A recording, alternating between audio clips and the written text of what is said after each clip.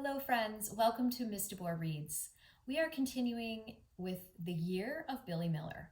We are on part 2, Father, I want to call him Papa. And within that, we're on chapter 3 today. Chapter 3 in the year of Billy Miller. Billy has just completed his diorama. He had to create a habitat and he selected bats. And so he was able to make this really cool bat that hung in his diorama. I also shared the diorama that I made.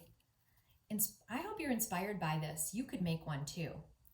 Today we're going to find out what happens when Billy brings his diorama to school. He was feeling not so great about it, even though it looks pretty nice.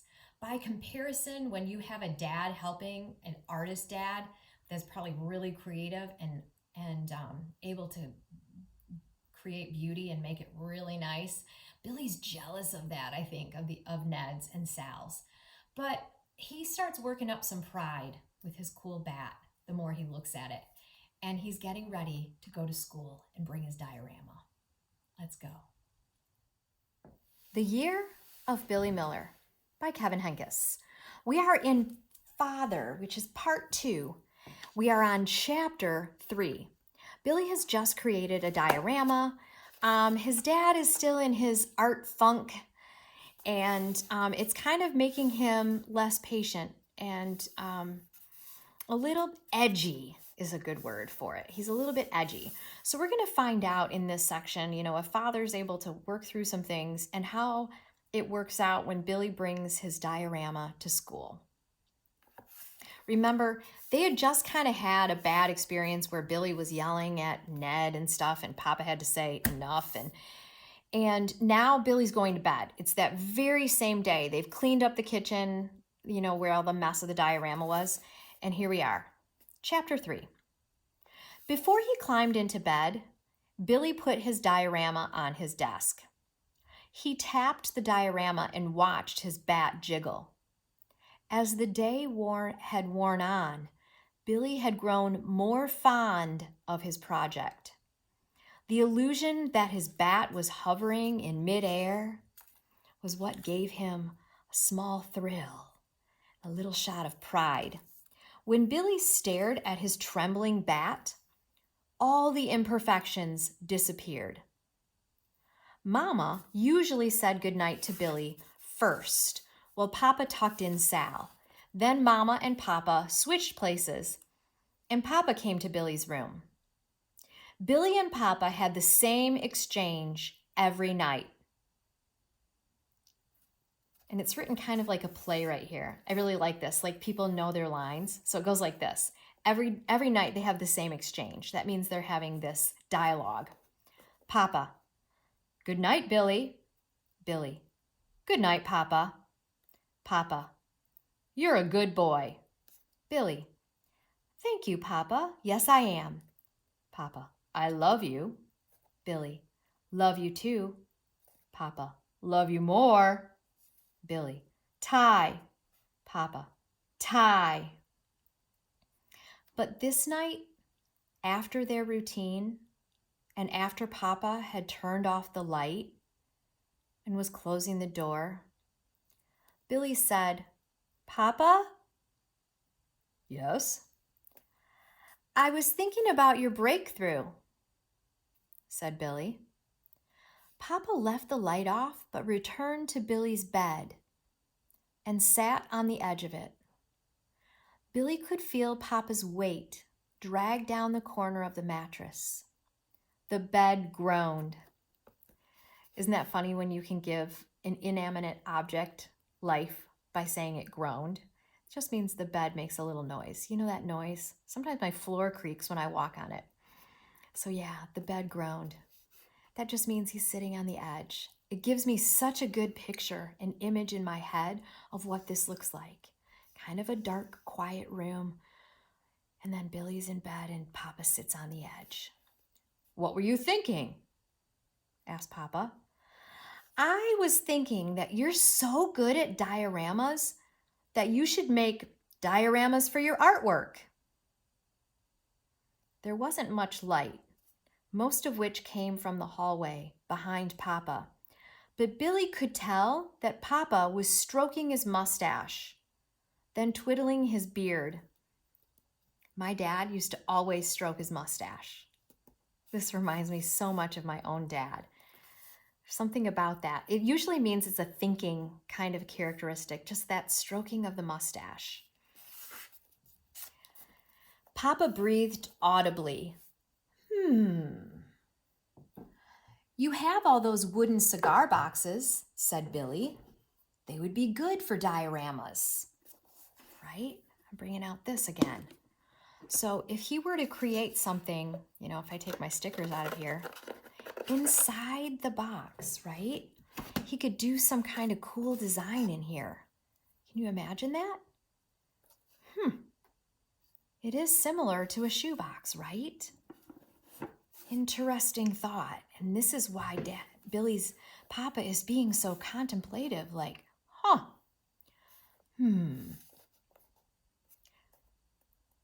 They would be good for dioramas. Remember, that's what Billy just said? Quiet. So quiet. Billy tugged on his covers, trying to readjust them, but they were anchored by Papa, unmovable. Interesting idea, said Papa. He breathed audibly again.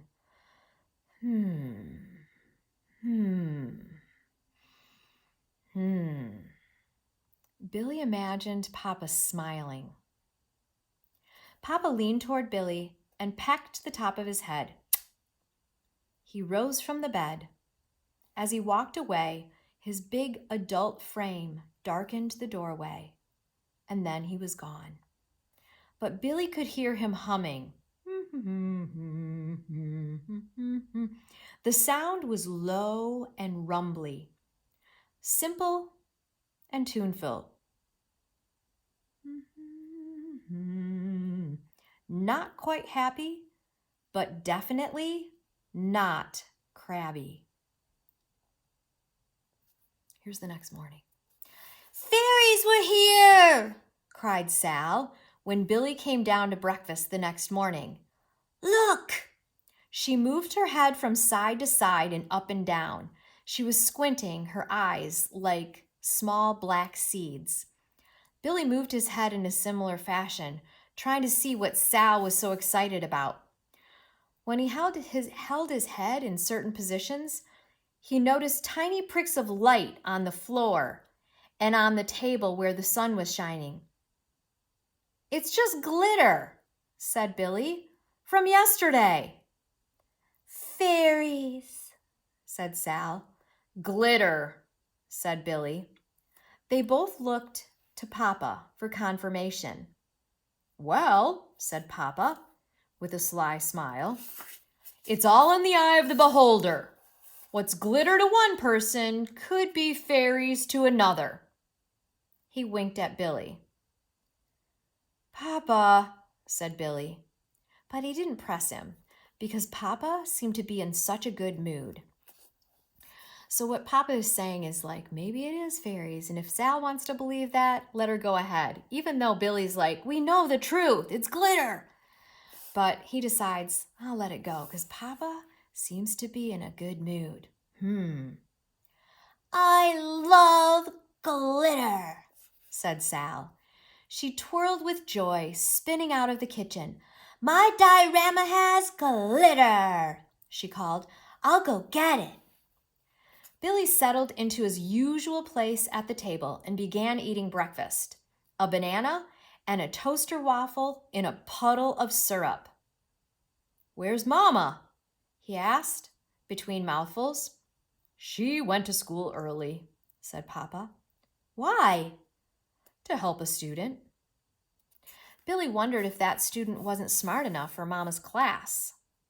He ate quickly. He couldn't wait to see what Miss Silver thought of his flying bat. I love syrup, he said, as if thinking out loud, echoing Sal's statement about glitter. I can tell, said Papa. Billy wanted a spoon so he could get up every drop of syrup.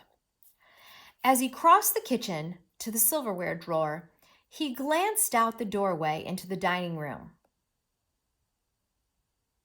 Sal was kneeling on a chair at the dining room table. She was holding her diorama over Billy's, shaking those loose glitter from hers into his. "Stop!" yelled Billy. "What are you doing?" He rushed to Sal and snatched his diorama off the table. "You are so dumb, you dope!" In a flash, Papa was beside them. "What's up?" asked Papa calmly. "She ruined my diorama! There's glitter everywhere! It's sticking to my bats and it's all over my cave. Looks like a girl made it." "I was just giving you fairies," said Sal. The urge to hit or pinch Sal was overwhelming. Right? Have you ever been so mad at someone you're like, oh man, what can I do with this anger burning inside me? Billy is really mad because Sal did, right? She's wrecking it. He's so sad. With laser eyes, Billy stared right through his sister. Underneath Sal's dense, dark curls, clipped with a panda barrette and her lacy pastel nightgown, Billy saw the enemy. Does that really sound like an enemy? No, but that's how angry he is with his sister. "Why couldn't you have a brother instead?" "Here," said Papa. "Let me see it." He took the diorama from Billy. Billy searched Papa's face. He wanted an indication that everything would be okay. "Now you have fairies in your cave," said Sal. She ducked her head, but her voice was bright. "Why don't we?" said Papa. But before he could say more, ding dong, the doorbell rang. "Ned's here," said Sal. "Oh no," said Billy. "What am I going to do? I'll be late for school." Still holding Billy's diorama, Papa flipped the latch on the front door with his elbow and shouldered open the door. He told Ned to go to school without Billy. "He'll be there soon," said Papa. The door snapped shut. Then Papa smiled reassuringly down at Billy. "Let's go to the kitchen," he said. Papa positions Billy's diorama over the garbage bin and gently tapped it. He inspected it and tapped it again. Then he gave it a good hard slap. "It's still full of glitter," said Billy, his voice desperate. "Wait here," said Papa. "I have an idea." After a minute or so, Papa reappeared in the kitchen with Mama's hair dryer. "Maybe this will do the trick." Papa had Billy hold the diorama. Papa steadied the big flying bat with one hand and carefully aimed the hairdryer with the other. The hairdryer roared. One wing of the bat jittered wildly. Billy watched Papa's every move intensely. "Don't hurt my bat," he said loudly over the noise of the hairdryer, right? Right? "Don't worry," said Papa. He used the hairdryer a bit longer. Then he brushed aside a few flecks of glitter from the big bat with his finger. "There," he said. "That's better. At least your bat is glitter-free." "But you didn't get it all," said Billy. "There's still glitter all over my cave." Papa turned his head and glanced upward. His eyes narrowed as if he were trying to read tiny instructions on the ceiling. Then his eyes widened. "For great reason," said Papa. "What?" said Billy, confused. "Listen," said Papa. "Rocks are made up of minerals, and certain minerals make rocks sparkle. Some caves have calcite crystals or mica in them.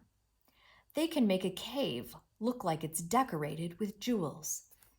Yeah, to our friend Micah, did you know you're also the same name as calcite crystals? Huh, interesting, huh? Billy crinkled his eyebrows together. "Really?" he said. "Really," said Papa. "This actually makes it better, more authentic." "How do you know so much?" asked Billy. I don't know as much as you think I do, said Papa. That was hard for Billy to believe. Micah, he said. Micah, said Papa. You're so smart, you could be a teacher like Mama, observed Billy. Papa laughed. Well, thank you, he said. Now, if we hurry, you won't be late. I'll drive you. They worked in unison, like one big machine. Papa scooped up Sal, secured her in a car seat, put the diorama in the front seat next to him, waited for Billy to get in the back seat next to Sal and buckle his seatbelt, and started off to school. The bell was ringing as they approached the playground. We made it, said Papa. Within seconds, Billy was out of the car, cradling his diorama, pointed toward the river of students flowing into the building. And they lived happily ever after, said Papa through the open window, loud enough for Billy to hear. Billy took a few quick steps and stopped. He had forgotten something. He turned around. Papa was waving goodbye, starting to pull away. Thank you, Papa, yelled Billy. When he turned back to run into school, Emma was right there, like a shadow. Papa, she said. Billy blushed. Papa, she repeated. She rolled her eyes dramatically. That is so babyish. I can hardly believe it. Abruptly, she spun on her heel and marched ahead, carrying her diorama as if it were a gift for the president. Billy shifted his weight from one leg to the other for a long moment before moving forward. So much for happily ever after. Emma kind of wrecked it there, didn't she? You know, the thing about what's happening in this book is it feels so much like something that could really happen, right? I'm wondering if Kevin Henkes had a younger sister that sometimes wrecked his projects. We're going to find out what happens when Billy brings his diorama into class and how Miss Silver appreciates his work. In the year of Billy Miller.